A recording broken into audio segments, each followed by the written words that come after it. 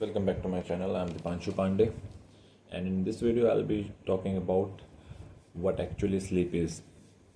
So today I just had a thought that to know what actually sleep is, so I was just watching some videos, and there is a famous video of TED, as I'm a fan of TED Talks. Uh, so I don't actually remember the name of the person, but he's kind of a scientist who who is researching more very much into what the science behind the sleep, and it's a very famous TED talk. I would suggest you to go and check it out.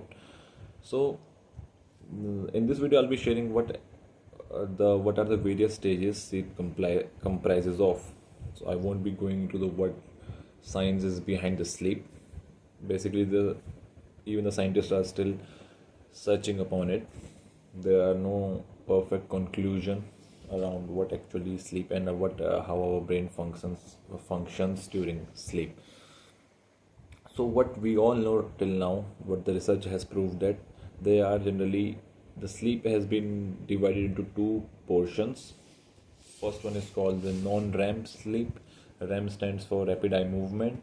So first one is the non-rapid eye movement sleep, which we call non-REM, and the second part of the sleep is REM sleep, rapid eye movement sleep. And the first part, that is the non-REM sleep, has been further classified into four categories. And those first category is like four stages. And the first stage is awake, okay. And the second stage is light sleep, as you enter in a bit of subconscious state. And the third and the fourth stage are like taken collectively in the form of deep sleep. And this entire cycle of both the stages, like both the categories of non-REM and REM, takes place at around 90 minutes. This is what we have concluded from the research.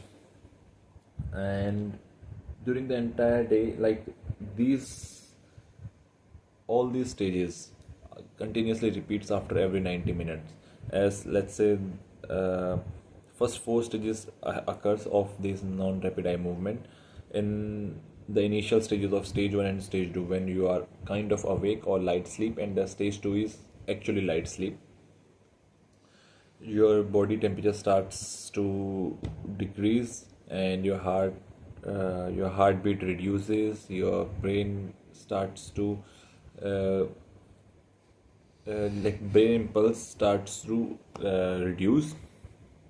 But during the stage 3 and 4, suddenly the brain activity, the brain impulses starts increasing. And it is said that during these times your brain works upon the memory of collecting things, what needs to be kept within the brain or what not.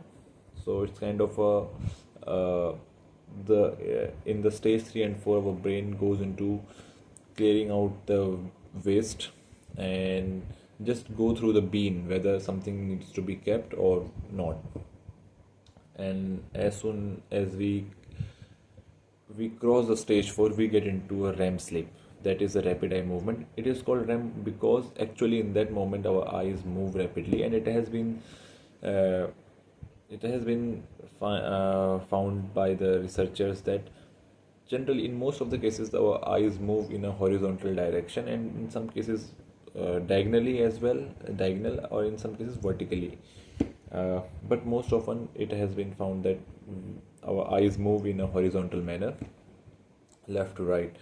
And during that sleep, that is called the deepest sleep. And the scientists found that during that sleep, that stage of sleep, there are some portions in our brain which are highly active.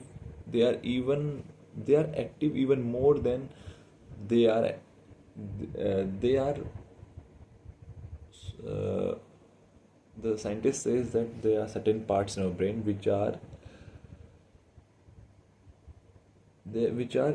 even more active as compared to when we are like in a stage of awake. When we are awake, the level of activeness they have, it is less as compared to during that REM movement. So that portion gets hyped up, and during that phase we get all kinds of dreams. So dreams part occur in that REM sleep only, and within those 90 minutes all these four stages of non-REM and the REM sleep occurs. Then again after 90 minutes lapse, then again we start from uh, that non-REM stage 1.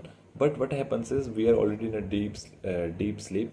So that phase of stage 1 of non-REM, which is awake or light sleep, is for a very minimal period, so which we don't even realize because our body is still in a continuous deep rest stage. And the night has the sleep has been classified into two parts. So the initial first phase of the night, or the sleep, if we, let's say somebody sleeps for 8 hours, and the first 4 hours are mainly dominated by non-REM sleep, especially the third and fourth stages of non-REM. But if we look at the second half of the night, sleep is mostly dominated by the REM sleep. And in the REM sleep is actually the sleep where the creativity, uh,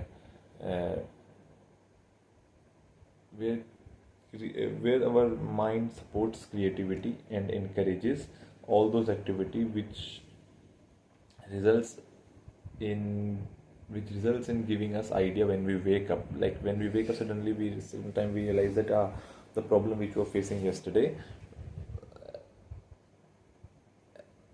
can be solved through this manner. So suddenly, like, our mind is struck with some ideas, we get some ideas because of that REM sleep only. So REM sleep works on the creativity part and the dreams. So it is said that that's why it is said that the REM part is the most important part, especially the second phase of the sleep. So the more you get good sleep, the more your creativity will be, and the better your decisions will be around. And recently I came across one more thing, that during REM sleep what happens is, as we are getting dream, so in our brain stem there is a I don't know to name, just out of like when I'm in a state of doubt, because it might give that might not give a right knowledge, but there is a part in our brain which sends signals to our motor neurons in the spinal central nervous system. And what happens is the brain by itself paralyzes our body. And the reason being, because in the REM phase we are just dreaming like anything. Let's say we are jumping or falling off something, like we are flying, something like that. We would like any random dreams. So what happens if our body won't be locked out, won't be paralyzed in that moment? Then there might be possibility that you get out of bed and just jump off. So a person might can hurt himself. So the body has been designed in a way that the brain sends signals to the central nervous system to just paralyze the body. And at that moment during the REM sleep we can't just move our body, and just to avoid any kind of injury. And at that moment our brain is working so much, some parts of the brain, they are hyperactive at that moment, and we are just dreaming. And yes, creativity comes into play at that moment.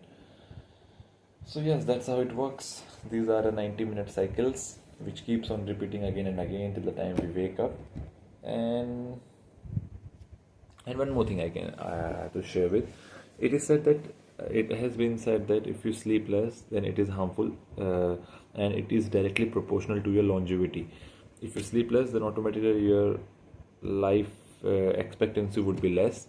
But people might confuse it with sleeping more, but it is also not true. If you sleep more, then again your life expectancy will go down. So that's why it is said that there is a balance of around 8 hours it can be extended to 9 hours as well, depending on the tiredness you had, or maybe you had like previous day you had done some lot of hard work or something which made you extremely tired, then it can extend to 9 hours. But generally there should be a limit, because if you look at average daily sleep time, then it should be around 8 or somewhere. You can't just go every day with 10 hours of sleep. So yes, keeping that in mind, do check out and do check out your sleep time, and as well how much how much you are allowing your body to rest, because ultimately it will be helping you to get some good ideas, and you never know how they can help you in your life. So thank you for watching. I hope you